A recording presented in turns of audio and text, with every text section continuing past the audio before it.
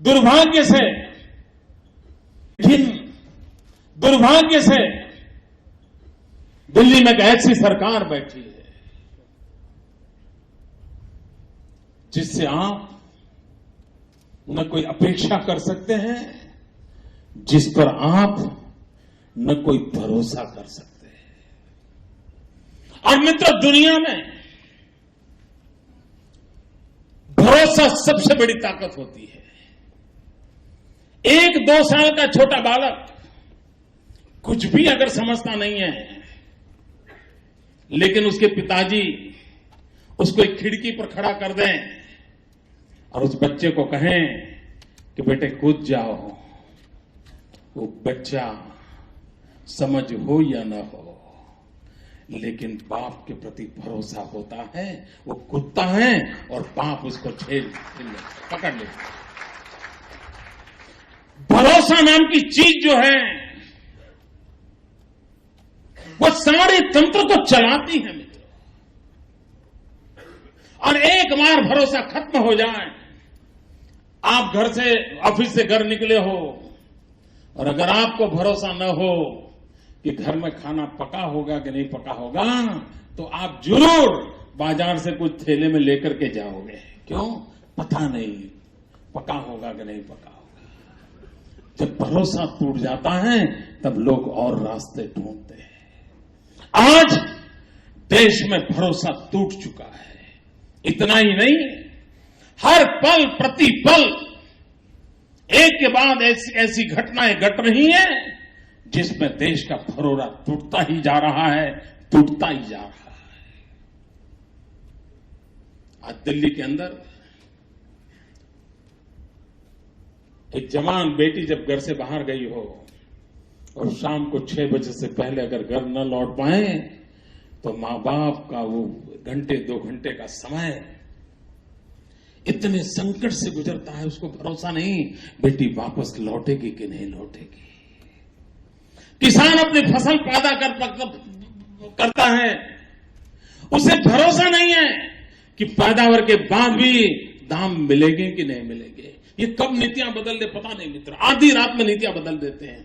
और किसके लिए बदलते हैं वो भी बाद में जब सुप्रीम कोर्ट डंडा मारती है तब पता चलता है क्यों बदला था। यह हाल है मित्रों।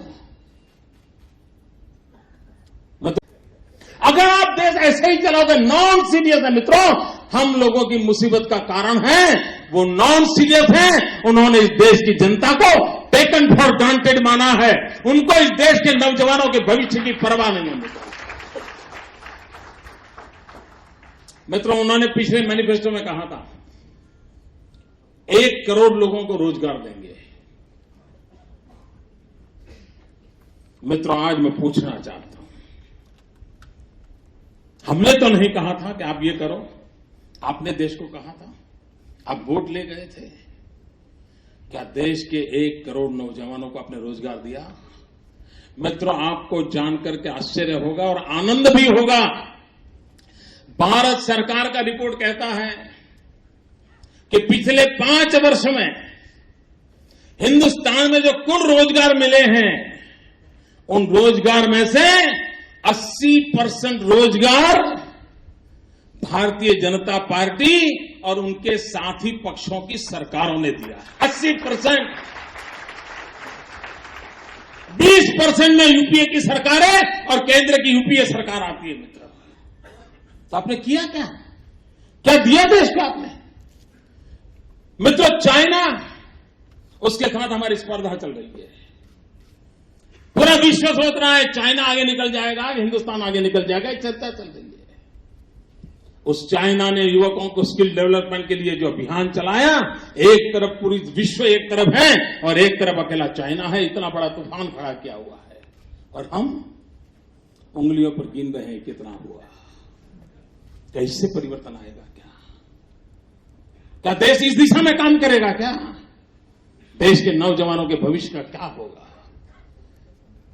मित्रों, जिस प्रकार का अनरेस्ट पैदा हो रहा है, जिस प्रकार का नौजवानों में आक्रोश पैदा हो रहा है, अगर समय रहते इन नौजवानों की शक्ति और सामर्थ्य को देश हित के काम में हमने नहीं लगाया तो यही हमारे लिए संकट का कारण बन जाएंगे।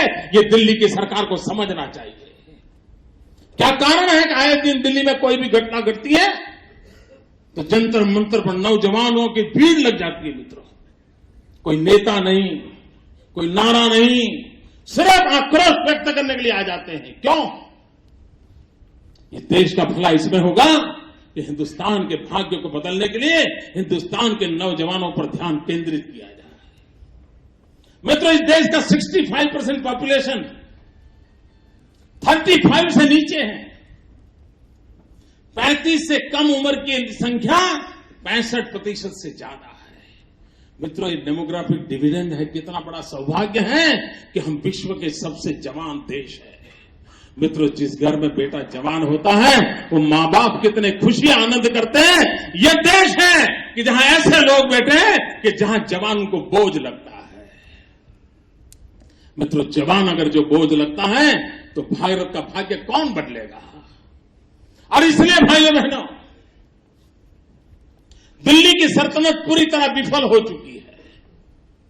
किसी मोर्चे पर उन्होंने सही काम नहीं किया है, कोई काम ढंग से पूरा नहीं किया है।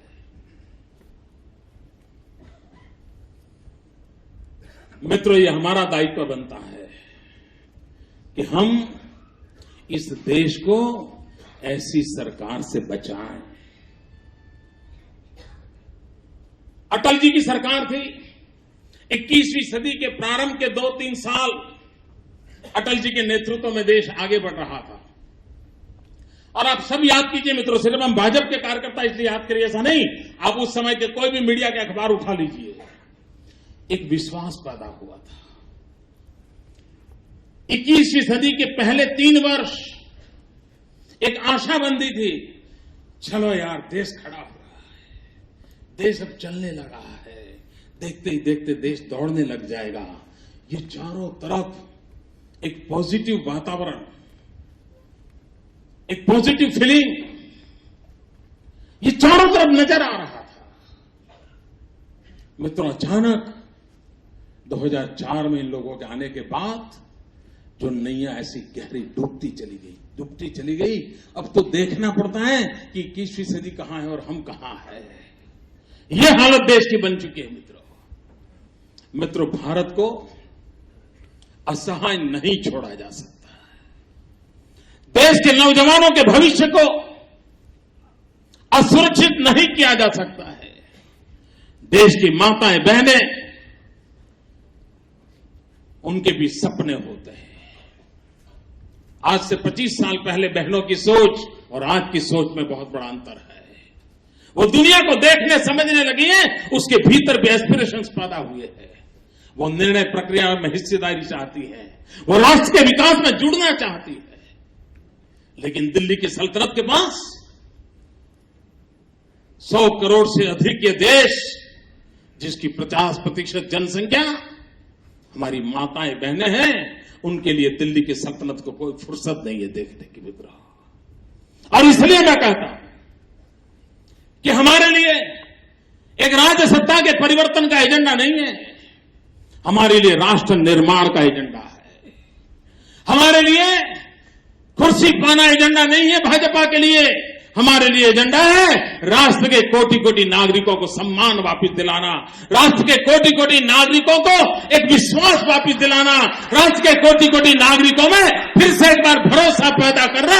ये सपना लेकर के हम जी जान से जुटने के लिए निकलना।